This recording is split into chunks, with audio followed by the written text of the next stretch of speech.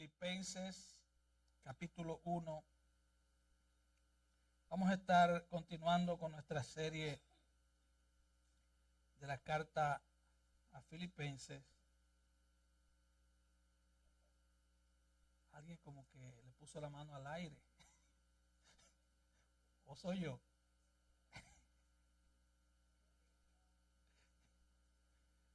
Dame el pañuelo, mujer, por favor. Filipenses 1, versículos 27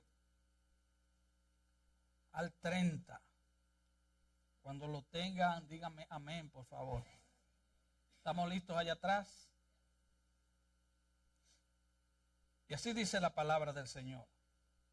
Solamente que os comportéis como es digno del evangelio de Cristo, para que sea que vaya a veros o que esté ausente, oiga de vosotros que estáis firmes en un mismo espíritu, combatiendo unánimes por la fe del evangelio, y en nada intimidados por los que se oponen, que para ellos ciertamente es indicio de perdición, mas para vosotros de salvación, y esto de Dios.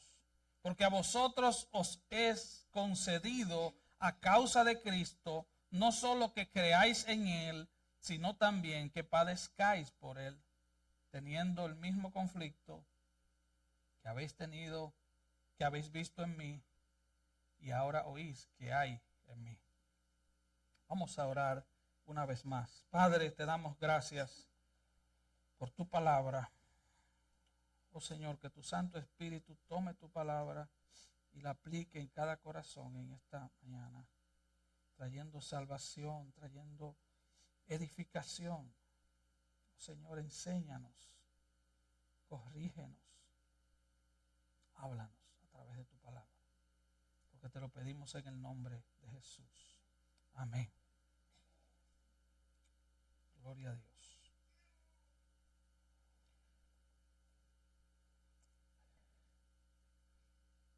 Para hacer un resumen de por dónde vamos en la carta a Filipenses, para ayuda de los que no estuvieron antes, Pablo nos acaba de decir que él estaba indeciso en si quedarse vivo sirviéndole a Cristo y a su iglesia, o si partir y estar con Cristo, lo cual él dice que es muchísimo mejor. Él nos dijo en el versículo 21, para mí el vivir es Cristo. En otras palabras, todos mis planes, toda mi agenda, todos mis sueños, toda mi vida gira alrededor de un eje, y ese eje es Cristo. Pero ahora en estos versículos, Pablo deja de hablar de sí mismo y comienza a darle instrucciones a la iglesia. Y ya nos habló desde el 12 hasta el 26 de él. Ahora él le dice a la iglesia de Filipos, y por vía de extensión a nosotros que somos los receptores en este día de esta carta, él nos dice lo que él espera oír de ellos. Filipos era la iglesia más madura, era como podríamos decir la mejor iglesia de la que Pablo había formado y pastoreado. Era una iglesia prácticamente modelo. Pero aún así, él había tenido suficiente experiencia para saber que no toma mucho tiempo en que aún una iglesia buena se infecte con cosas malas. Él tenía esa experiencia. Y él estaba preocupado por el testimonio de la iglesia de Filipos en medio de una cultura depravada. Él está preocupado por la coherencia. Ustedes han oído la frase que dice, del dicho al hecho hay mucho trecho. Bueno, él está preocupado por ese trecho.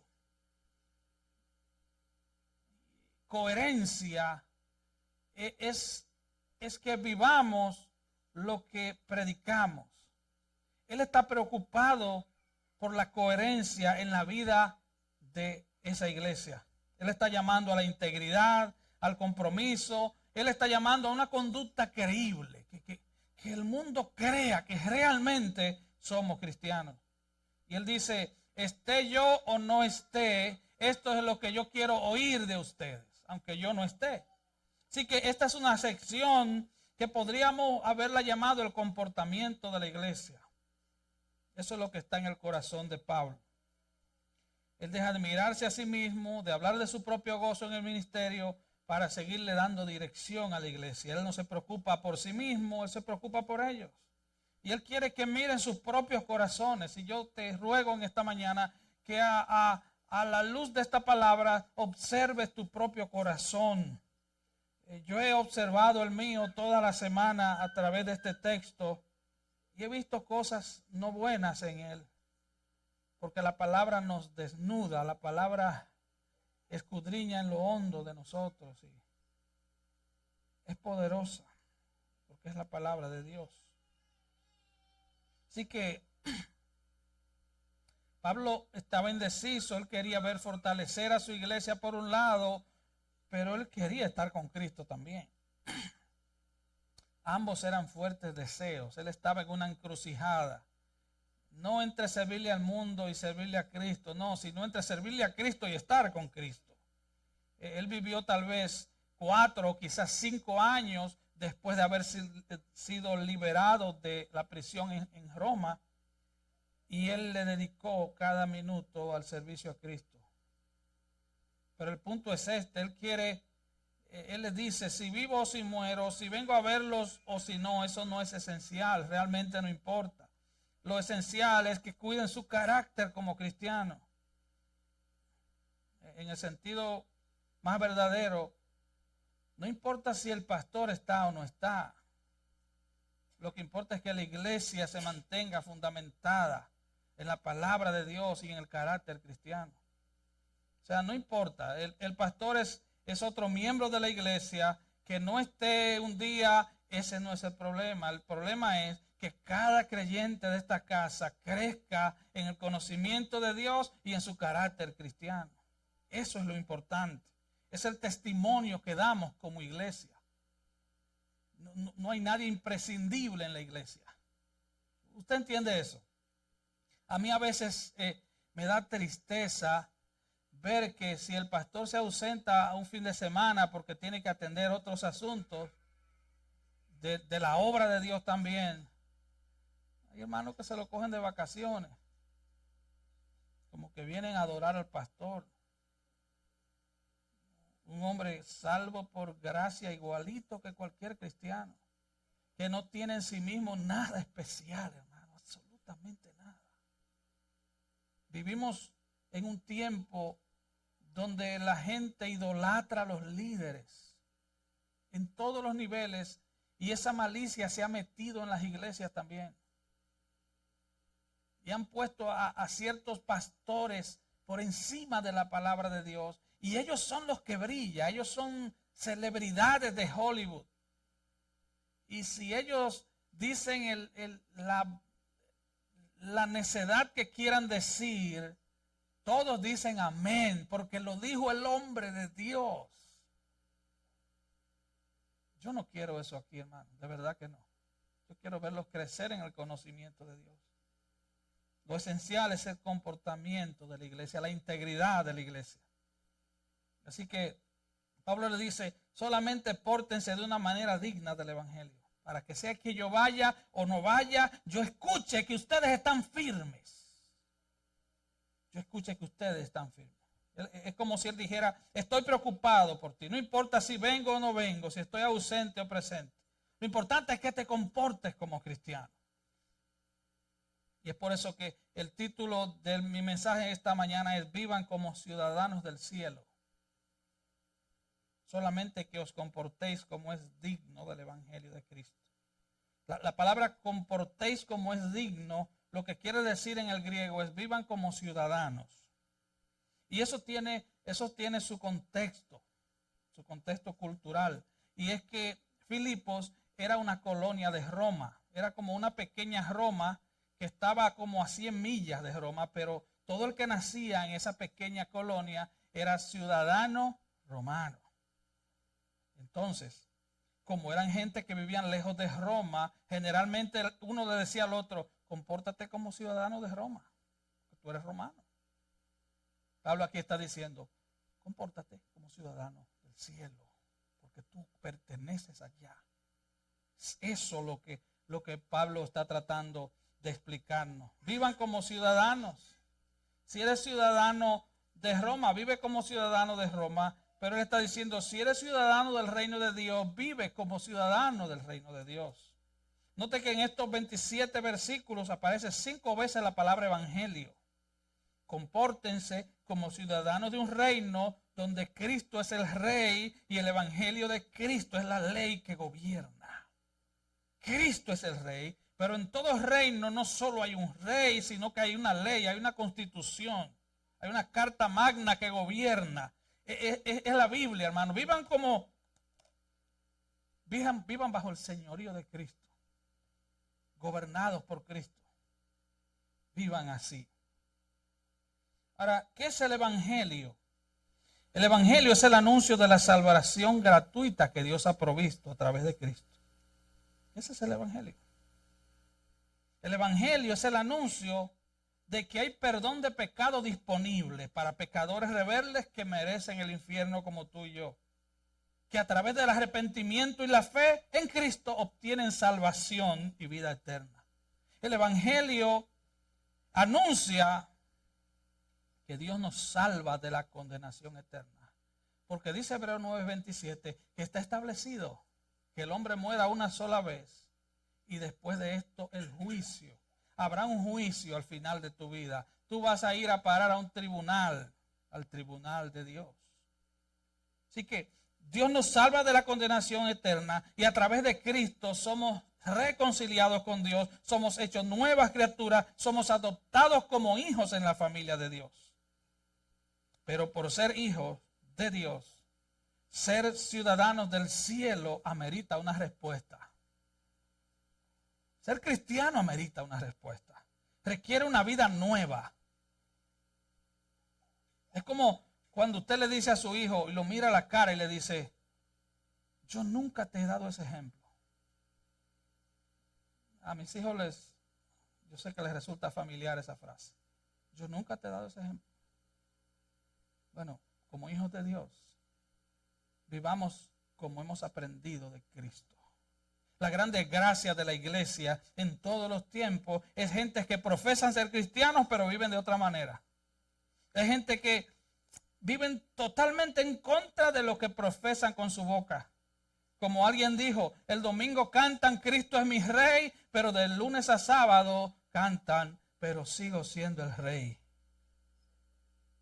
Compórtense como es digno del evangelio. Vivan como ciudadanos del cielo. Mire, y no se trata de que un día tú hayas levantado las manos y hayas repetido una oración. Entonces un predicador te dijo, has nacido de nuevo. Wow.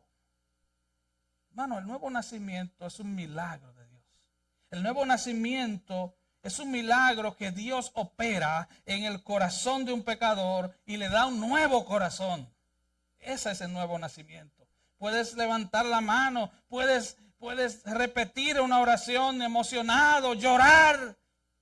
Pero entonces, ¿vas a seguir viviendo como vive el mundo? Así que Pablo nos manda en este pasaje a vivir como ciudadanos del cielo. Esto quiere decir, entre otras cosas, número 1, estar firmes, estar unidos, combatiendo juntos como iglesia por la fe del evangelio. Y al igual que Pablo, sufrir unidos por la causa de Cristo. Él quiere oír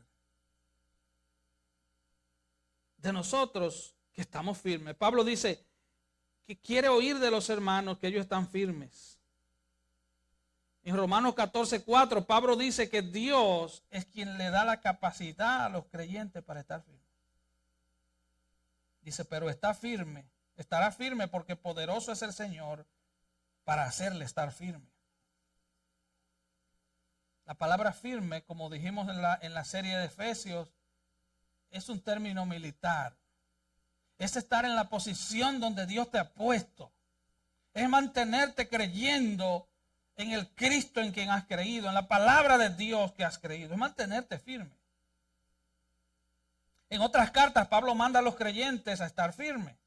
Primera de Corintios 16:13, velad, estar firmes en la fe, portaos varonilmente. Segunda Tesalonicenses 2:15, así que hermanos, estad firmes y retened la doctrina que habéis aprendido, sea por palabra o sea por carta nuestra. Gálatas 5:1, estad firmes en la libertad con que Cristo nos hizo libres. Efesios 6:11, vestidos de toda la armadura de Dios para que podáis estar firmes contra las acechanzas del diablo. Efesios 6:13, por tanto, tomad toda la armadura de Dios para que podáis estar firmes en el día malo. Estar firme. Y después Pablo pasa a dar instrucciones en Efesios 6 de cómo podemos mantenernos firmes. Dice que nos pongamos, está firme y nos pongamos ceñidos vuestros lomos con la verdad. Que la verdad de Cristo sea que cubra nuestros corazones. Vestido con la coraza de justicia. Luego dice, calzado los pies con el apresto del evangelio. Que tomemos el casco, el yelmo de la salvación. Que tomemos la espada del Espíritu, que es la palabra de Dios. Y que oremos en todo tiempo. Quiero oír de ustedes que están firmes. Ahora, ¿por qué Pablo nos dice esto en Efesios? Bueno, el versículo 12 nos da la respuesta. Dice, porque no tenemos lucha contra carne y sangre, sino contra principados, contra potestades, contra gobernadores de las tinieblas de este siglo, contra huestes espirituales de maldad en las regiones celestes. Él dice, nuestra lucha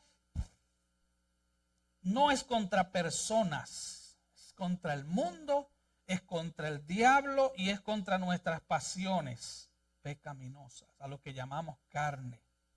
El mundo nos hace resistir. Escucha, hermano, hermana, lo que dice Thomas Brooks. Él dijo, el mundo como una sirena nos canta y nos hace hundir. El mundo nos besa y nos engaña como Judas. El mundo nos besa y nos hiere por la quinta costilla como Joab.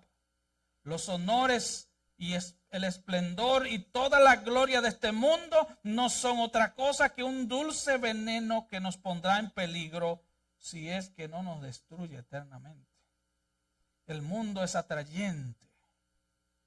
Ahora, ¿qué del diablo? Dice Primera de Pedro 5, 8 y 9. Vuestro adversario, el diablo, como león rugiente, anda alrededor buscando a quien devorar.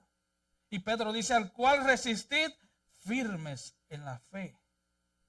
Como alguien dijo, el diablo no es un gatito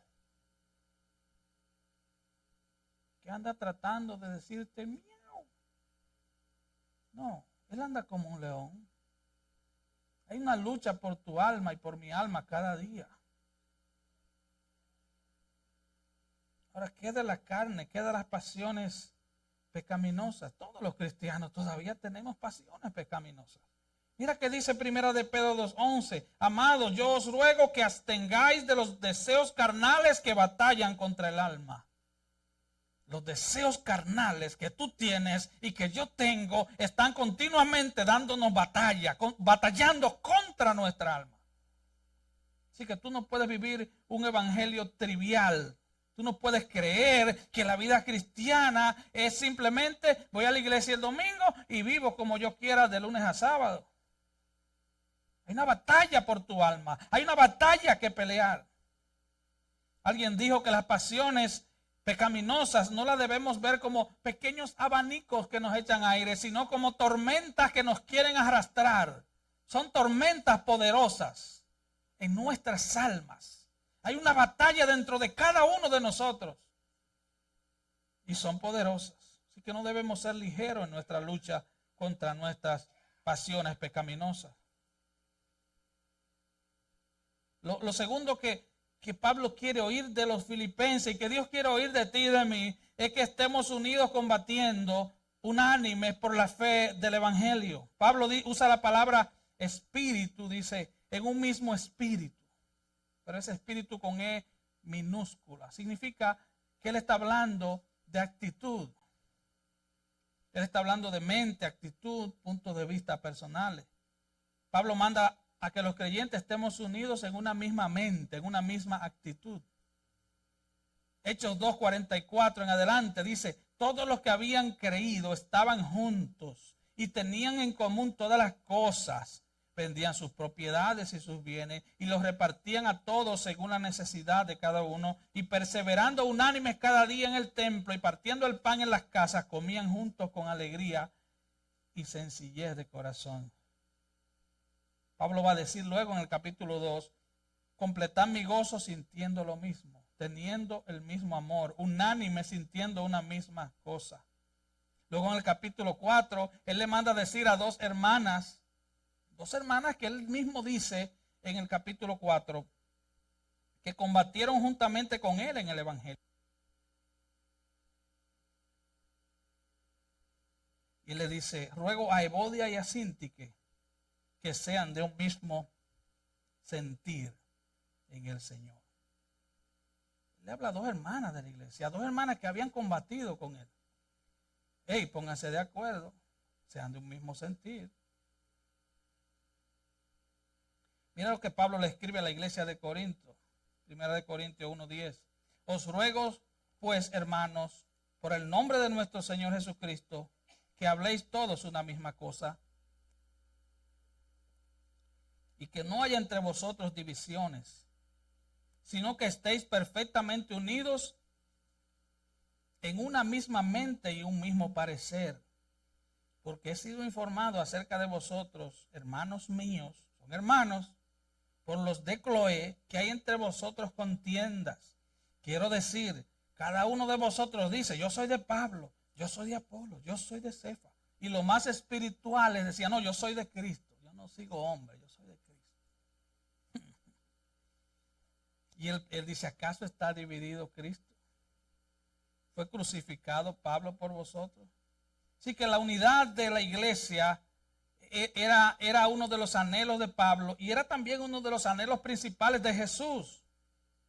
En su última cena le dijo a los discípulos, un mandamiento nuevo os doy, que os améis unos a otros como yo os he amado. En esto conocerán que sois mis discípulos si tuviereis amor unos por otros. En esto conocerán todos. Todos. ¿Cuáles son esos todos?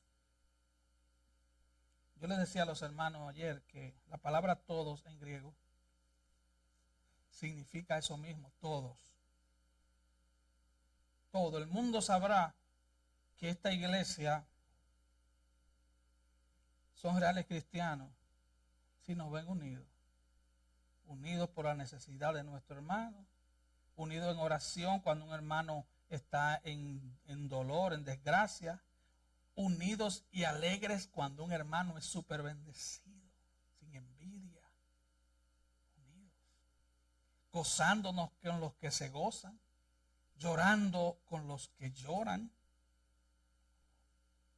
En su oración como sumo sacerdote, Jesús oró, Juan 17:21, para que todos sean uno, como tú, oh Padre mío, yo en ti, que también ellos sean uno en nosotros. Para que el mundo crea que tú me enviaste. Y él dice, la gloria que me diste yo les he dado, para que sean uno, así como nosotros somos uno.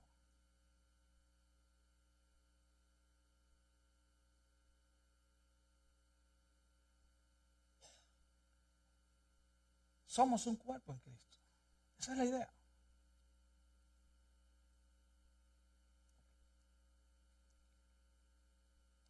Romanos 12, 4 y 5 dice, porque de la manera que en un cuerpo tenemos muchos miembros, pero no todos los miembros tienen la misma función, así nosotros, siendo muchos, somos un cuerpo en Cristo y todos miembros los unos de los otros.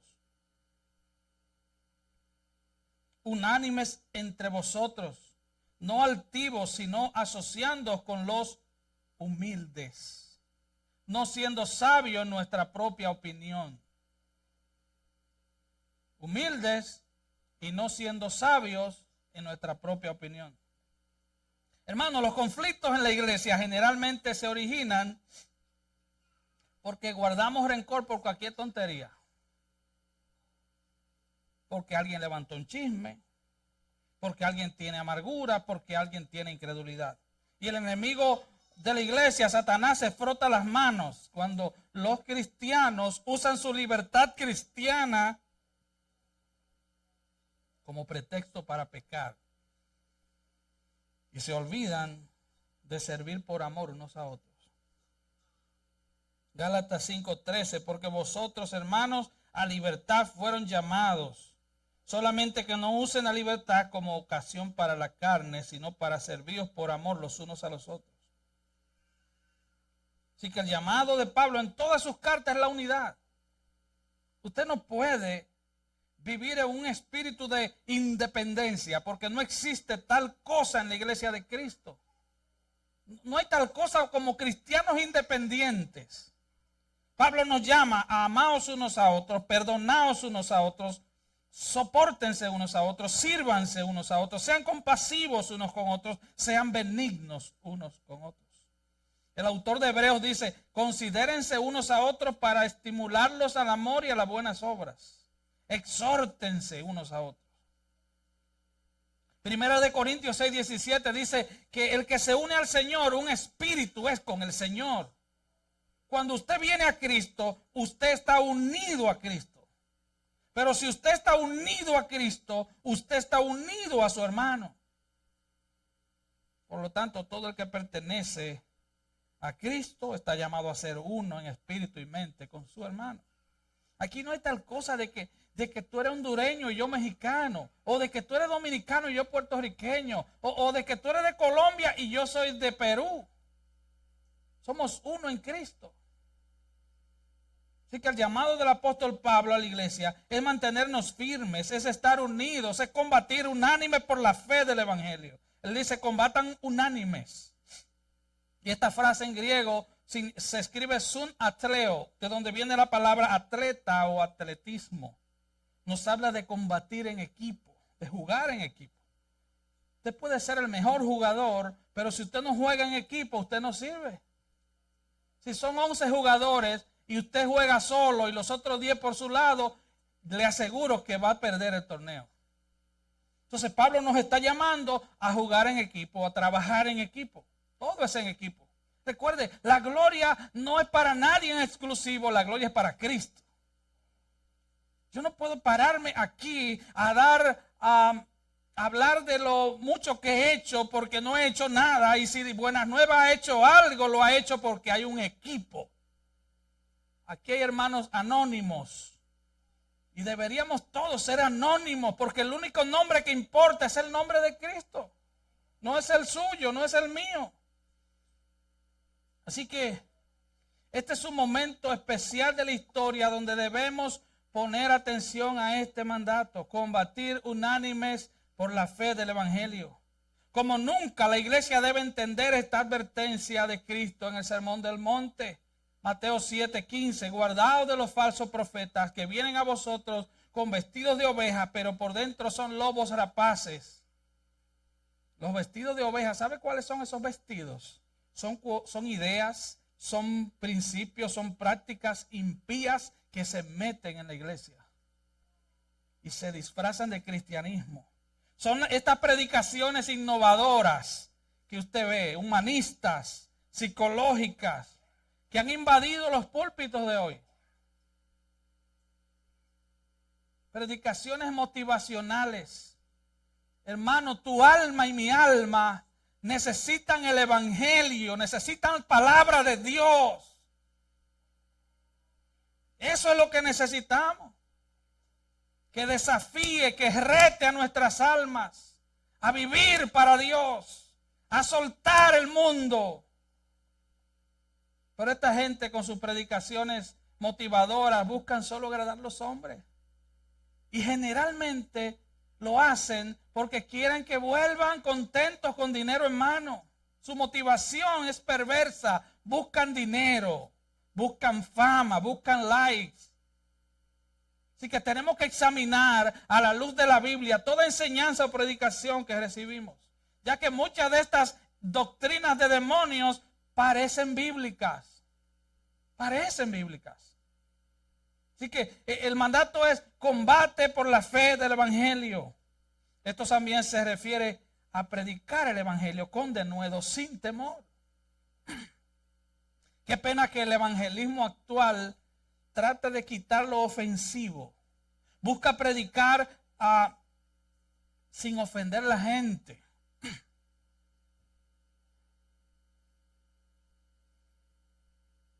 Predicar acerca del pecado, el arrepentimiento, la santidad, la humildad, es ofensivo. Ellos han quitado eso.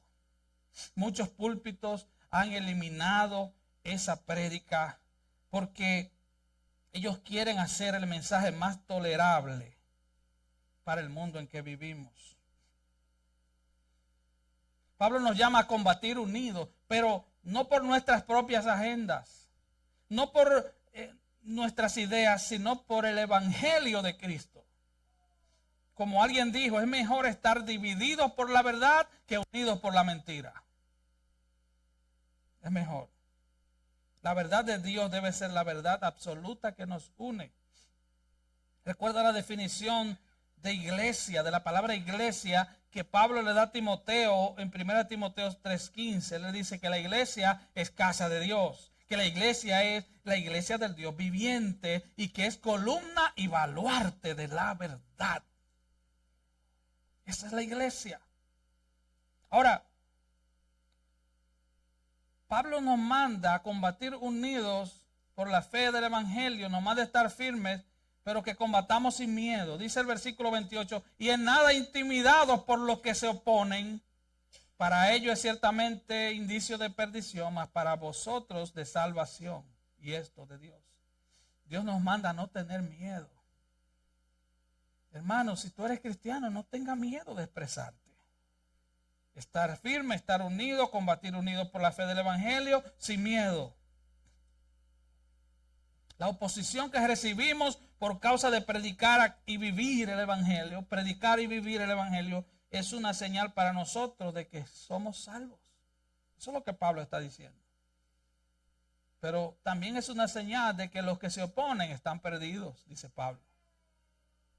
En Juan 15, Jesús dice, si el mundo os aborrece, sabed que a mí me ha aborrecido primero. Si fuera del mundo, el mundo te amaría. Pero porque no soy del mundo, antes yo los elegí del mundo, por eso el mundo te aborrece. Pablo le advierte a Timoteo, todos los que quieren vivir piadosamente padecerán persecución. Ahora yo te pregunto, y contéstate tú mismo, ¿tú quieres vivir piadosamente? Porque ahí hay una promesa de Dios. Todo el que quiera vivir como es digno del evangelio, padecerá persecución. Todo el que quiera obedecer la palabra de Dios, padecerá persecución. Es una promesa. Pablo nos manda a no tener miedo, sino a mantenernos firmes, combatiendo unidos por la fe en el evangelio. Hermanos, la fe cristiana no es popular. Ser cristiano no está de moda, nunca lo ha estado. La fe cristiana siempre ha estado y estará bajo ataque. En la escuela, en la universidad, te van a hacer bullying si saben que eres cristiano. Niños, jóvenes, ustedes tienen que estar preparados para eso. Te van a hacer bullying. En el trabajo se van a burlar de ti. Te van a ver como que eres un idiota. Sí. Porque no participas con ellos de sus pecados. Te van a ver como un tremendo idiota. No pretenda que tus familiares no cristianos, tu escuela, tu trabajo, cuando digas que eres cristiano, te van a aplaudir y te van a dar un premio. No te lo van a dar. Ellos te van a criticar, te van a ridiculizar, te dejarán de hablar algunos. Se apartarán de ti como si tuvieras una enfermedad contagiosa. Así te van a tratar. Ya el año escolar está a punto de comenzar. Prepara tu mente con la palabra de Dios. te van a ver como alguien raro. Si tú, hermana, no chismeas como las demás en tu trabajo, te van a ver mal. Tú le dices, no, es que yo uso mi boca para edificar y para glorificar a mi Dios. Si tú, hermano, no mira a otras mujeres como todo el mundo que no sirve a Cristo, y tú dices, no, es que yo tengo mi esposa en casa y yo soy fiel a ella y yo vivo para ella, te van a ver raro cuando le digas, yo soy casado y amo a mi esposa. O si eres soltero, yo me estoy guardando para la que va a ser mi esposa. O si eres soltera, yo me estoy guardando para quien va a ser mi esposo algún día. Uy, qué raro es este. Te van a ver como un extraterrestre. Te van a ver raro. Prepara tu mente con el evangelio. No tengas miedo. Primera de Pedro 4:4, y lo voy a leer en la Nueva Traducción Viviente. Pedro dice, no es de extrañarse que sus amigos de la vieja vida se sorprenda de que ustedes ya no participan en las cosas destructivas y descontroladas que ellos hacen. No es de extrañarse, no es extraño que te traten así. Si tú quieres ser popular, entonces tú no puedes ser cristiano. Ser cristiano es impopular. La santidad que enseña el evangelio y la que deben vivir los cristianos es opuesta al estilo de vida del mundo, totalmente. Así que por supuesto nos van a resistir. Primera de Juan 4:4, hijitos, vosotros sois de Dios y los habéis vencido, porque mayor es el que está en vosotros que el que está en el mundo. Ellos son del mundo, por eso hablan del mundo y el mundo los oye. Nosotros somos de Dios y el que conoce a Dios nos oye. El que no es de Dios no nos oye. Así que nuestra cosmovisión, la forma de ver el mundo es totalmente diferente a la cosmovisión del mundo. El mundo lo mira totalmente diferente. Alguien dijo, el mundo se opone al mensaje cristiano porque expone su pecado y su maldad. El mundo no quiere saber de Cristo. No quiere saber de un Dios que le dice, tu problema es tu pecado. No quieren eso.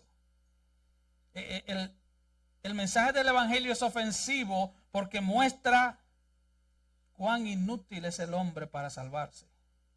Mira lo que dice Romanos 3:12. Todos se desviaron, a una se hicieron inútiles. No hay quien haga lo bueno, no hay ni siquiera uno. Al mundo no le gusta que tú le digas, tú no puedes hacer nada para salvarte. No le gusta que tú le digas, la salvación es gratuita, es por gracia. Solo puedes obtenerla si te arrepientes y crees en Cristo. Oiga, decirle a una cultura que ha conquistado el espacio, a una cultura que ya inventó la inteligencia artificial, decirle que no puede hacer nada para salvarse de una eternidad en el infierno, eso es ofensivo, ¿sí o no? Jonathan Edwards dijo, lo único que el pecador aporta en la salvación es su pecado. Usted ve a alguna gente dando testimonio y diciendo, cuando yo le di mi vida a Cristo, tú no le diste nada. Lo único que tú trajiste fue tu pecado, tu miseria, tu maldad, tu rebeldía. Y el Señor pagó tu deuda. Y el Señor te salvó. Y el Señor te hizo libre. Y ya el pecado no gobierna sobre ti. Y ahora eres hijo de Dios y adoptado en la familia de Dios. John MacArthur dijo, el hombre ha ofendido a Dios por miles de años, pero los predicadores modernos no quieren ofender a los hombres. Hermanos, somos viles pecadores necesitados de la gracia de Dios. Ese es nuestro estado. Necesitados de la gracia de Dios. O en mi oración, que usted se vea como un necesitado de la gracia de Dios. Un necesitado de la gracia de Dios. El evangelio tira en el piso nuestro orgullo. Tira en el piso ese sentido de independencia. Ese sentido de que yo puedo hacerlo solo. Thomas Boston escribió: ciertamente la corrupción está tan arraigada en nuestro corazón, tan entretejida en nuestra naturaleza, que se ha hundido profundamente en nuestra alma y solo podrá ser removida mediante un milagro de gracia. Oh, la gracia de Dios que todavía está disponible. La gracia de Dios que todavía está disponible para todo aquel que venga a Él en arrepentimiento y en fe. Y Pablo termina diciendo: porque a vosotros os es concedido a causa de Cristo, no solo que creas en Él, sino que también padezcas por Él. La Nueva Traducción Viviente dice: pues a ustedes se les dio no solo el privilegio de confiar en Cristo, sino también el privilegio de sufrir por Él. Ahora Pablo nos recuerda que nuestra fe es un regalo de Dios, pero que sufrir por causa de Cristo también es un regalo de Dios. A nadie le gusta sufrir, a menos que no tenga problemas allá arriba. Pero Pablo nos está recordando: sufrir por Cristo es un privilegio. No tengas miedo. Si sufres por Cristo, estás siendo partícipe de los sufrimientos de Cristo. ¡Qué privilegio! Alguien dijo, a alguien le preguntaron: ¿por qué sufren los justos? Y él le dijo: ¿por qué no? Hermano, tú te quejas. Él dijo: ¿por qué no? Ellos son los únicos que pueden resistir. Ellos son los únicos que tienen esperanza. Todo el mundo sufre. Sufre el impío, sufre el que no lo es. Pero nosotros sufrimos por causa de Cristo, porque somos los únicos que tenemos esperanza. Así que Pablo está diciendo: manténganse unidos, combatan por el evangelio, ámense unos a otros, manténganse firmes, y lo que va a ayudar a la iglesia a combatir es estar unidos. Es estar unidos. Debemos proponernos intencionalmente mantener la unidad de la iglesia. Solo podemos combatir victoriosamente si permanecemos unidos como iglesia. Los ataques del mundo, del diablo y de nuestras pasiones pecaminosas pueden ser combatidas con mayor eficacia si nos soportamos unos a otros, nos ayudamos unos a otros, nos exhortamos unos a otros, nos servimos unos a otros, oramos unos por otros. Cada uno de nosotros necesita la oración y el consejo de un hermano. Cuando alguien nos visita, deberían vernos unidos. Atención, hermanos. Deberían vernos unidos. Aquí cada quien no tiene su agenda. Aquí tenemos la agenda de Cristo. Deberían vernos unidos. ¿Sabe? Ayer, mientras dábamos la clase, entró un hombre con algunos tragos. Hermano, no se sorprendan de eso. Usted dirá: pero es que yo nunca he bebido. Bueno, te lo voy a poner de esta manera. Tal vez tú no viniste a Cristo embriagado de alcohol, pero viniste embriagado de orgullo. Y el orgullo no hiede en la nariz humana, pero hiede en las narices de Dios. Tal vez no viniste borracho, pero viniste borracho de materialismo, amando el dinero. Todos vinimos a Cristo con algún tipo de embriaguez. Tal vez viniste embriagado de entretenimiento y de videojuegos. Tal vez viniste a Cristo embriagado de ese orgullo maldito que te crees la gran cosa sin ser nada. Tal vez viniste borracho de odio. Tal vez viniste borracho de depresión. Todos vinimos borrachos de una manera u otra. Así que no te puede dar el mal olor, el tufo del alcohol de un visitante. Abrázalo igual. Ese es el ejemplo que tenemos que dar como iglesia. Tenemos que recibirlo. Que ellos vean el amor de Cristo entre nosotros y hacia ellos. ¿Qué te crees tú? ¿Qué me creo yo? ¿Qué nos creemos? Pablo pregunta: en Romanos, al principio de su carta, ¿acaso eres tú mejor que ellos? Y él dice, de ninguna manera. Oh, ¿tú te crees que que eres cristiano porque tienes el Espíritu Santo, tú eres mejor que el que anda perdido sin Dios y sin esperanza? Oh, y si recibiste a Cristo, ¿por qué te jactas como que no lo has recibido? ¿Por qué tú te jactas de cosas que el Señor te ha dado por gracia? Quiero terminar con 1 Tesalonicenses 5, del 12 al 17. Os rogamos, hermanos, que reconozcas a los que trabajan entre vosotros, que los tengáis en mucha estima, que tengan paz entre vosotros. También les rogamos, hermanos, que amonestes a los ociosos, que alientes a los de poco ánimo, que sostengas a los débiles, que sean pacientes unos con otros.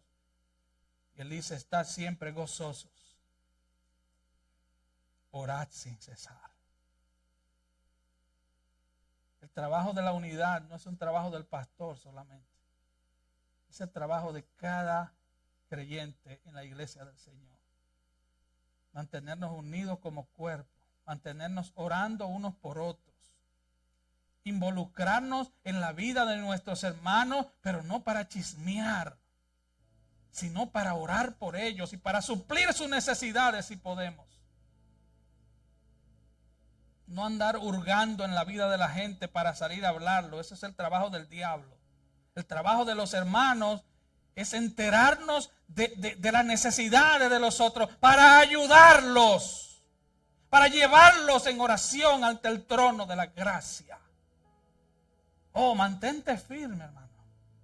Mantente unido, mantente sin miedo. Como dice aquel himno antiguo, firmes y adelante, huestes de la fe, sin temor alguno, que Jesús nos ve. Vamos a estar de pie.